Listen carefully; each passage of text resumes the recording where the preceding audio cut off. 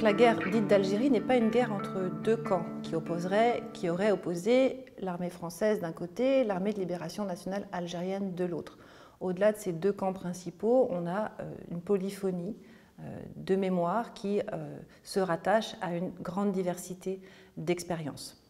Cette diversité d'expériences, elle tient bien sûr déjà à la diversité du combat.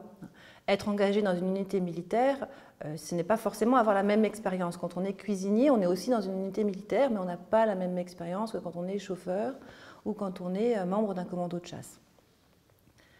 À côté des militaires, il y a aussi les civils et eux-mêmes ont des expériences très variées. D'abord les civils algériens qui ont été très massivement touchés par la guerre, quand ils ont été déplacés, quand ils ont été regroupés, quand ils ont été tués, blessés, quand ils ont perdu un proche. Et puis à côté de ces civils algériens, les civils qu'on disait à l'époque d'origine européenne, pour ceux qui habitaient dans le bled, pour ceux qui habitaient à la campagne, bien souvent la guerre a été une expérience migratoire puisqu'ils se sont réfugiés dans des petites villes ou dans des grandes villes et qu'eux aussi ont dû finalement changer leur mode de vie en fonction des événements. À côté de ces civils simplement victimes de la guerre, il y a aussi des civils qui se sont engagés politiquement puisque la guerre était une guerre y compris sur le plan politique.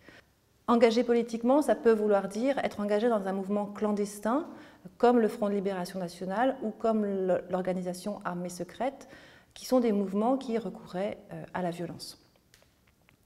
Être engagé comme civil, ça peut aussi vouloir dire être engagé politiquement en manifestant, en signant des pétitions, en agissant d'une manière ou d'une autre. Et dans ce cas, on a une expérience qui n'est évidemment pas la même que celle d'un militant clandestin. Donc toute cette diversité des expériences en Algérie comme en métropole pourrait donner l'impression que les gens n'ont pas vécu la même guerre. En réalité, bien entendu, ils ont appartenu à la même séquence historique, ils ont participé aux mêmes événements, simplement chacun à leur place, de leur point de vue. Leurs mémoires sont donc différentes, mais cette polyphonie participe du sens de la guerre.